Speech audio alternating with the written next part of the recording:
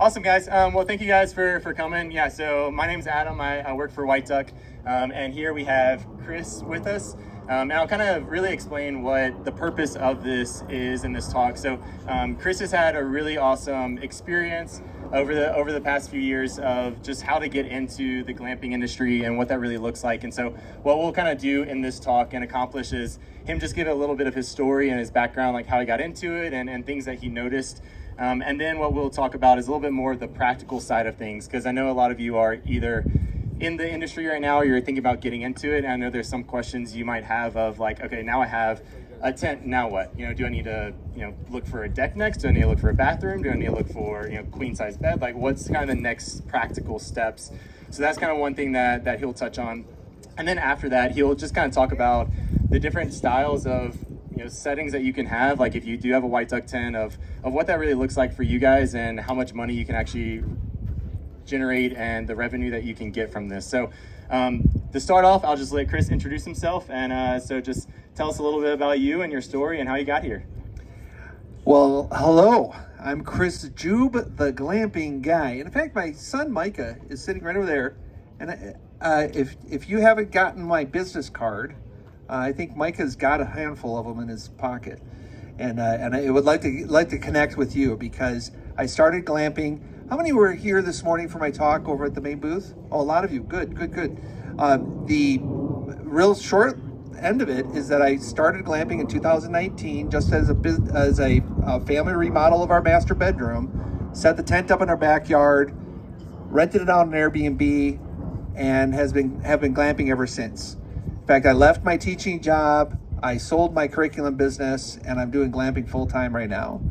And it's wonderful. And I own, we actually took a step back this last year where I was really just climbing up the ladder of glamping success and doing really, really well, but it was growing and growing and growing. This last year, we had a public hearing that really did it, and we purchased a second property. So we spent a lot of capital into that, but still doing quite well. So and glamping guy is my education background coming back out of me, and I like to teach people how to do glamping operations on their private property. In fact, if you got my business card, on the front it says your land is gold, and it's kind of a reference to Jed Tackett. You know who Jed Tackett is? Anybody remember who Jed Tackett is? The Beverly Hillbillies. Come on, you guys. There's a lot of old people here. The Beverly Hillbillies, and that Jed Tackett was walking around his land. He's shooting up some food, and what came up from the ground? Bubbling crude, right? The gold, the oil. And I really reflect on that because it's kind of like the land. Did you know that back in the day when oil wasn't a commodity that was valuable, people thought land with oil on it was worthless. It wasn't worth anything. You just had this black junk laying all over the land. And it wasn't until oil became a commodity that all of a sudden people got wealthy over it. I kind of look at glamping the same way. That before the wonderful world of Airbnb opened up for the world to enjoy, you really had to kind of go into the business of campgrounds and some big hospitality business to really do glamping and to really enjoy the profit, the wealth of your land. But now you can literally pop a tent up in your backyard and start renting it out and earning money off your property. And that was my story with my hunting tent. It wasn't a White Duck tent, but it was a hunting tent that I just took out of storage, stuck it up in my backyard, and that first summer I made $1,800 off of my hunting gear that was in storage. It was just amazing. And now I'm doing this full time. And in 2020, I'll just give you some numbers. 2024, I pulled just over $250,000 in rents. This year will be about at 200 just because of the setbacks and the focusing on permitting. But we've got 8 units open right now, and we're permitted for 36. So yeah, I've got my future's so bright. I've got to wear shades. Yeah. Okay, so that's the background of the story, Adam. Yeah, no, that's awesome. So I guess when you opened up in 2019, like how did you get from 2019 to here? You know, like there's a lot of steps and things that have had to happen. What are things that you've noticed have worked really well, or what are things that have maybe been setbacks that you wish you would have known of otherwise? And I know that's kind of what Glamping Guy is, kind of teaching people this. So yeah, yes. What are some things that you've learned through that process? Yeah. Some things I've learned. Well, obviously, I did. Those of you who were at the talk this morning, I don't want to be too redundant and talk about it too much, but I got into trouble. Had to get into the permitting. I like to say, if you get yourself dinged by a county official or a HOA board or a neighbor or something like that, just get yourself undinged. Okay, that's really the way the world works. You're not running crack labs in your basement here. You're putting up tents in your backyard, and you're giving a lot of people a lot of joy in life, in the outdoors. A lot of people coming from in the city. We're right in between Colorado Springs and Denver, so we get a lot of people busting out of their apartments. Just can't wait to get out. COVID was real. I mean, I feel like I helped people with their mental stability with my glamping operation in my backyard. So you're doing a great thing by having the desire to do it. We do have this thing called the government that tries to frustrate that good thing, but you just have to roll with it. That's probably the biggest thing. In fact, in the studies this morning, if you went to the 8:30 talk with Scott Baer, that was a very good talk, because I've thought it very interesting that the number 2 thing, other than finances is the number 1 limiter to glamping. The number 2 is codes and government codes, and that's what I tried to do with Glamping Guy, is to walk people through. In fact, I'm very transparent on the website. If you look at it, there was one video I did. It was a year ago. I think it was about a year ago. I got a letter of violation in the mail. It surprised me, because I thought I was not in violation. That's the problem with government regulations, is that there's a lot of them. It's not hard to do it wrong, but that's, like I said, you're not doing anything criminal. You're just not in step with code. So I made a YouTube series out of it. So I turned out I was wrong on something. I thought the enforcement officer had it wrong. So I was pretty cocky at the beginning of the series, but then by the end of the series, I was like, oh, now I got to go through this whole process and stuff. But it was a learning experience. You see what I mean? I mean, glamping is young. It's only 10 years old in America. It's been in the dictionary since 2016. The word glamping. So it's like it's such a young industry. We need a lot of people to make a bunch of mistakes. It's not like the hotel industry. If you really want to do something 100%, walk in the line and do it, then buy a hotel, because they've got everything figured out. But glamping is really dynamic. I mean, look at these venues. Really, the venues are just so cool. Walking around, and every year something new pops up, and they become the cool kid in the show. I mean, I really think tents are kind of the what do you say? The kind of like when you say glamping, you think of tents, right? That's what I think of. And I bought one of your showroom tents. Actually, it was an Avalon tent in 2022. And so, 21, 22, I get 21. And we got it off the lot. Right. That was I think the Lamb Show was about half the size it is now. So it was so we wheeled and dealed and got it, and we put it up. And actually, I've got a gift for all of you who came here. Okay, and that is a free white paper that I made up this last week, and it shows you all the numbers of how much I've made off of that white duck tent. So if you go to glampingguy.com/white duck. Now, it's not on my website, so if you go to glampingguy.com, you'll miss it, but just /white duck.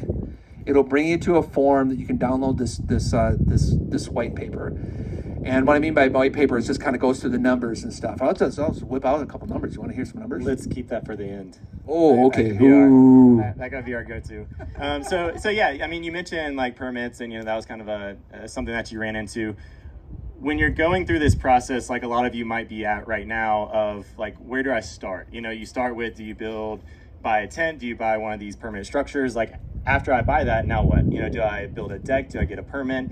Do I list on HipCamp? Like, what do we do kind of next? And so what are things that you notice throughout your time is kind of like a good order of events of, okay, this is really necessary. This is really important. These are the things that I would think of first, and maybe getting the shrubbery around it afterwards is not as important? You know, like what's kind of a good order and list of events? Yeah, like, well, I don't know.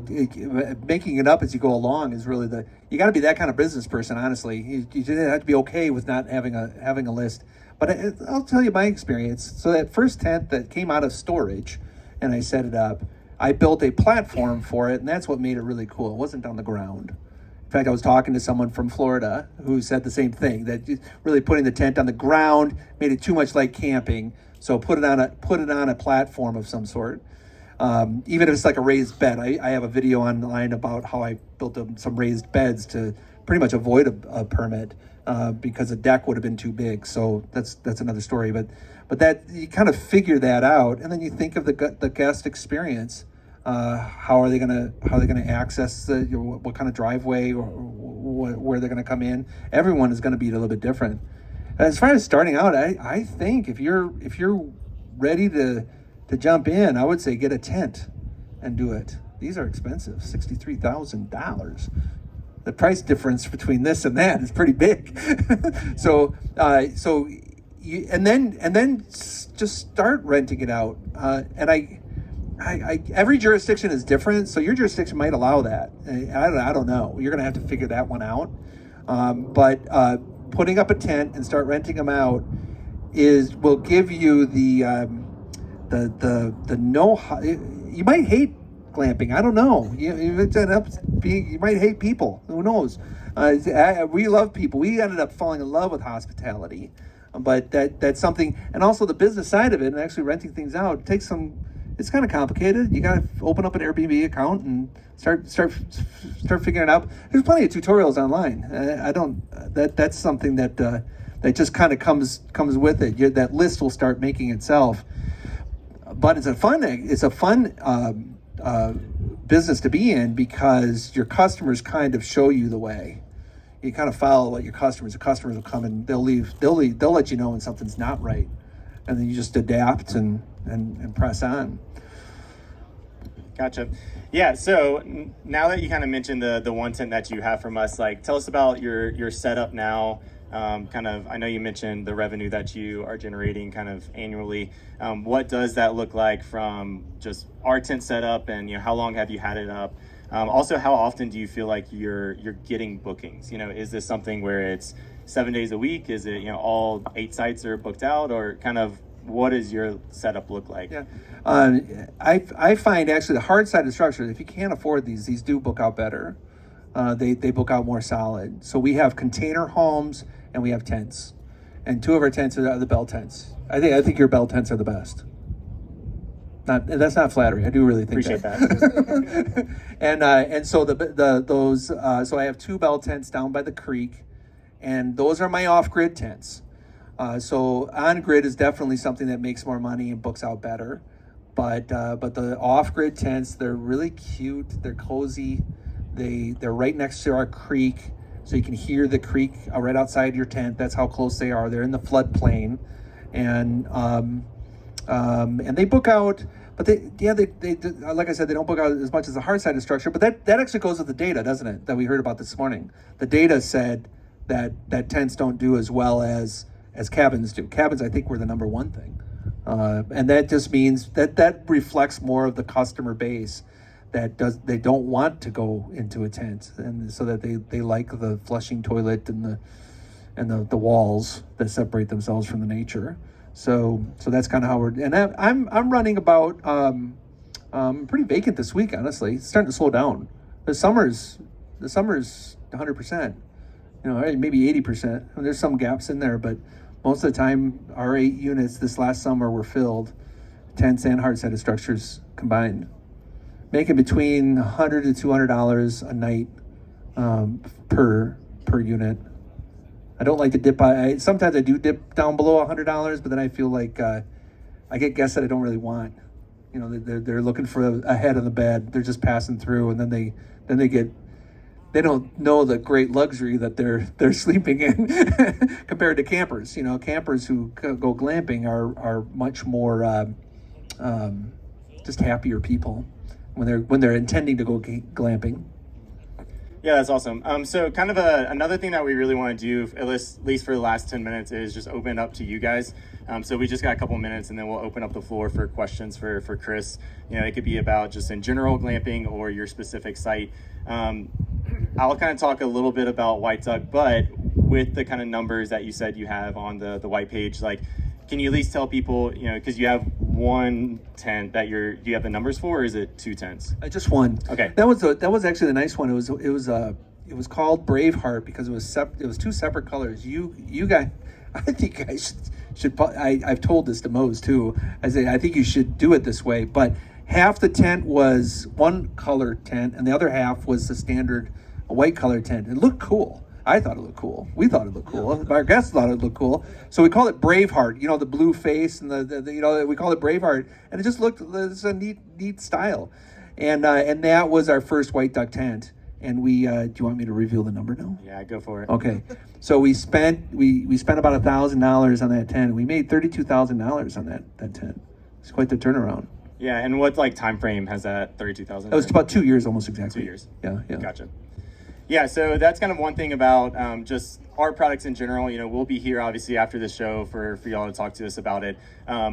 These setups out here are great. I freaking love them. I want to check all of them out. But if you are interested in getting into glamping, that's kind of where our niche is. You know, like you mentioned, some of these tents up here, they're between $1,000 to $2,500.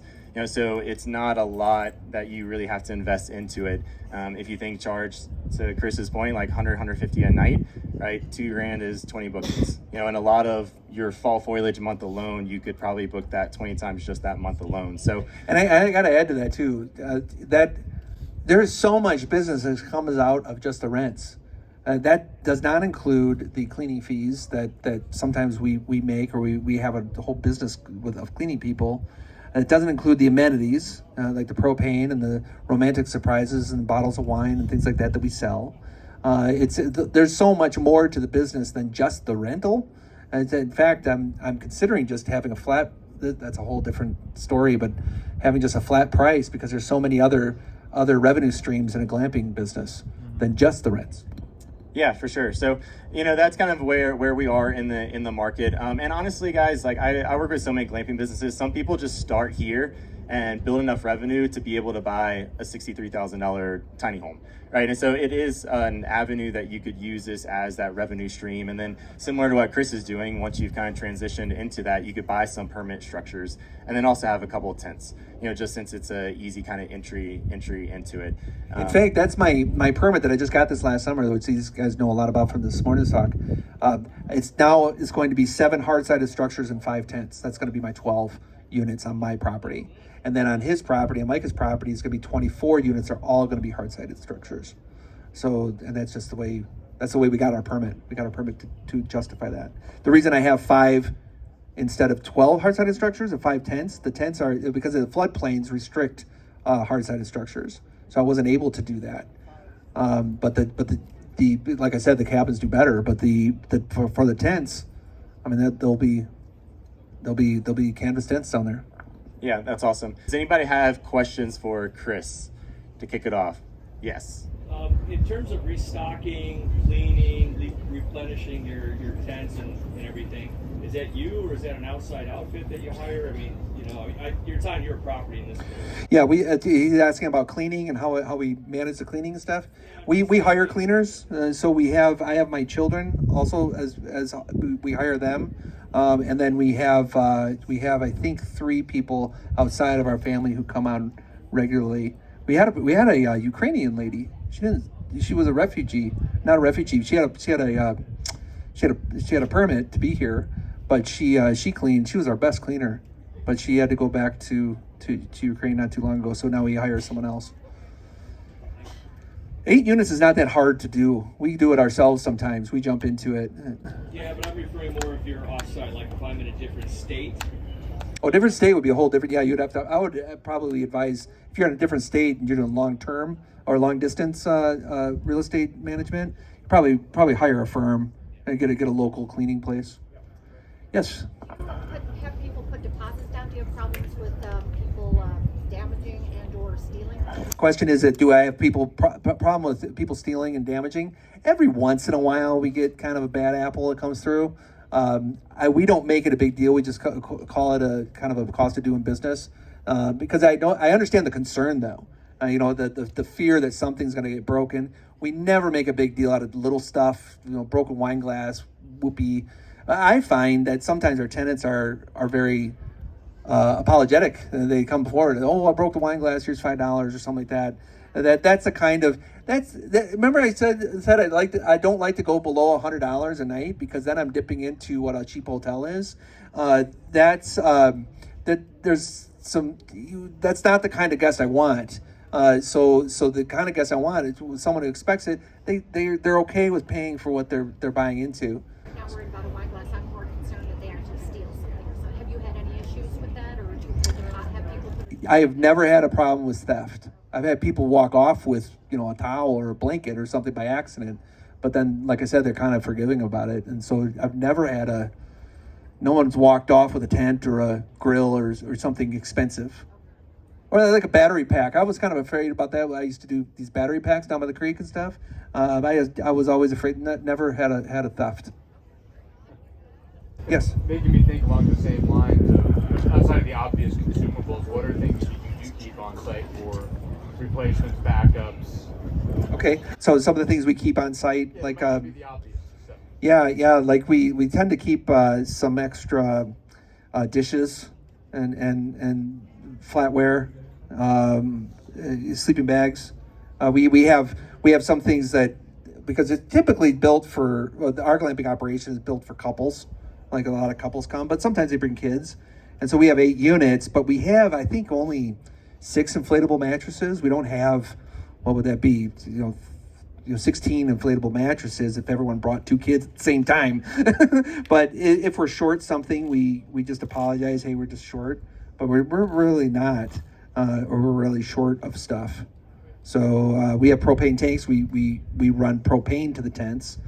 So we charge $35 for propane service, and we just keep our tanks filled. I think we've got like 20 tanks or so, and we just keep them filled as best we can. We just run them over to Big R and get them filled once every other week or so, and then that's a propane service. So we say, here's 2 half tanks. They're fine with that, and then they run. There's three things that they run propane with: the grill, their tent heater, and their fire pit. We don't have any wood fires. Is that something they have to arrange up front? That, hey, I need propane. Is that something they have to arrange in front? Yes. One of their first messages that go out here are all the enhancements, we call them, and the top one is propane, because we say bring your own propane tank if you want, or we service propane, so it's an extra.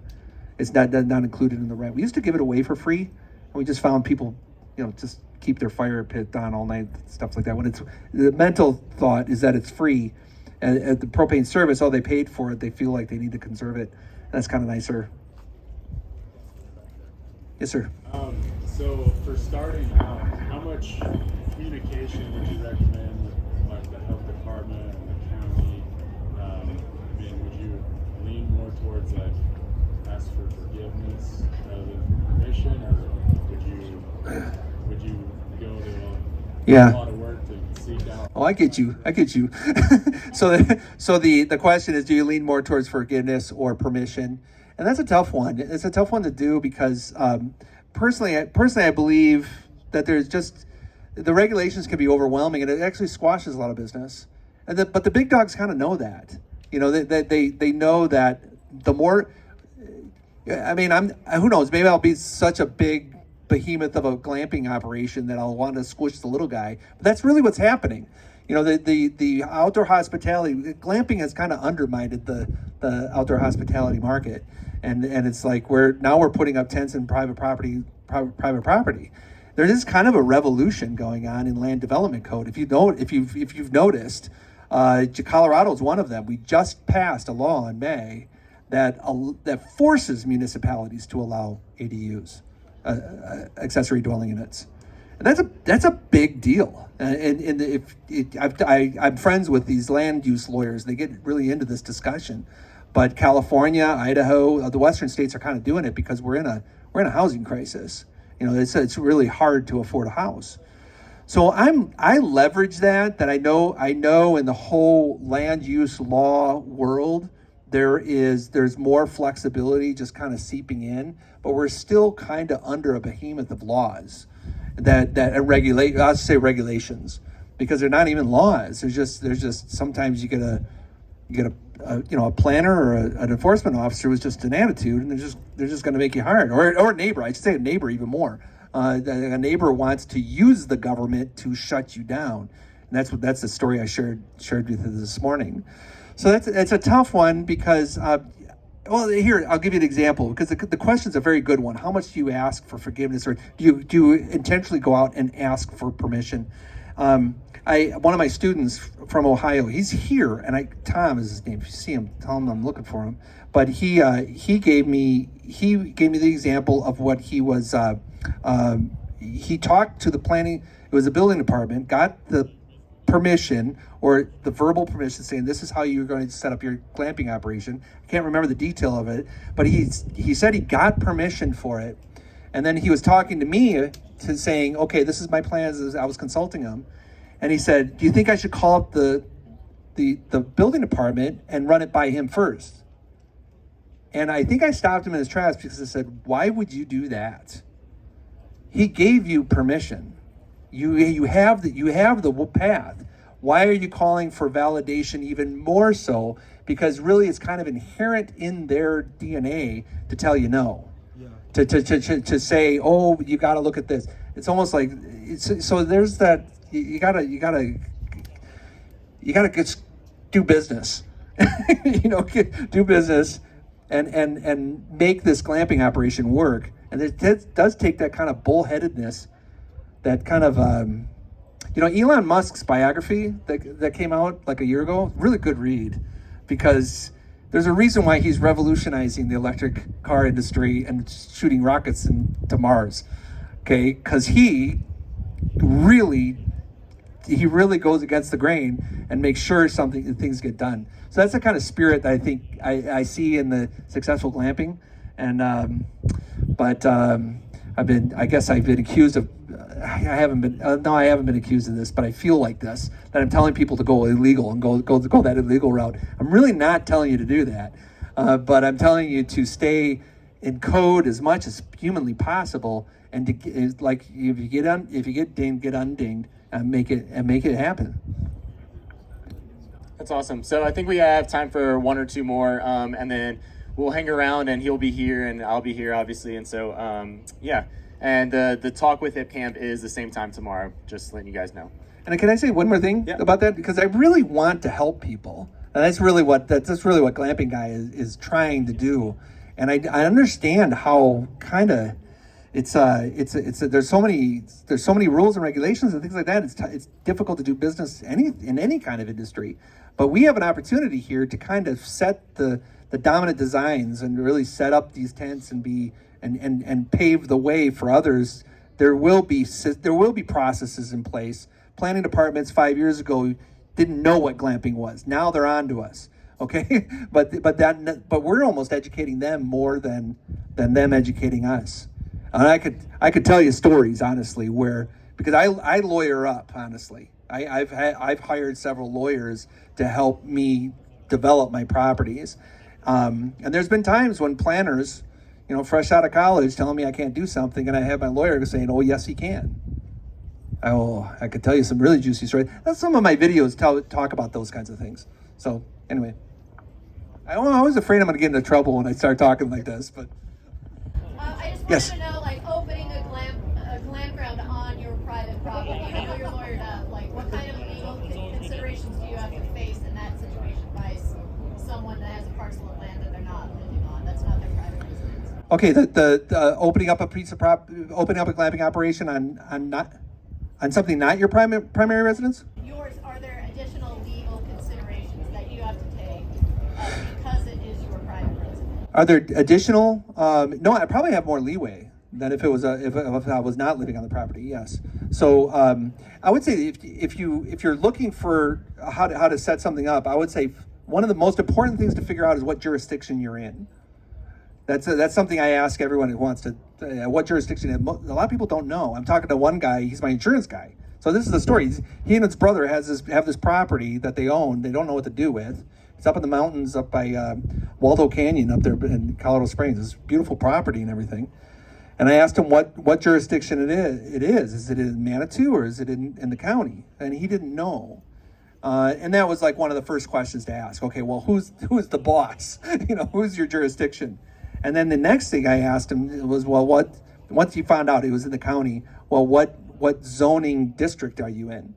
And then we had to figure that out. And it's in a different district than mine, so it's different. So I had to look up really what's defined in that. And lo and behold, a campground can be put on his property. So that's good news. So I was moving toward that, but I don't know where that conversation is. He's going to be here tomorrow and everything. So I told him, hey, you should come to the glamping show because this world might open up to you.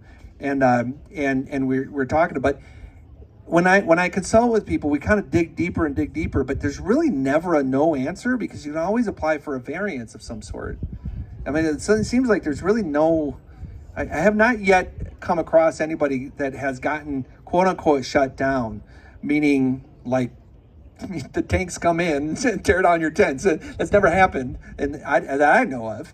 It usually is you have to fit this square peg in the round hole somehow, justify it to the planners or to the enforcement officer, or even then going to their manager, to the director, if it's not working out, or even then going to elected officials.